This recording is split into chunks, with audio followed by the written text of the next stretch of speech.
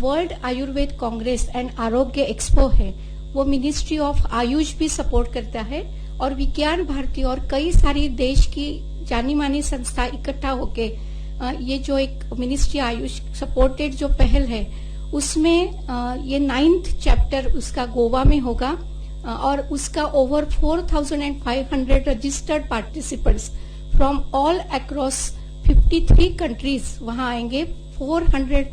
foreign delegates also have already confirmed their participation. There would be 6 main plenary sessions, 6 concurrent plenary sessions and various associate events, 20 associate events such as International Delegate Assembly, WHO event on traditional medicine, Guru Shishya meet, and there would be 24 lectures of eminent personalities from across the world. Alongside of World Ayurveda Congress, there would be Arogya Expo as well,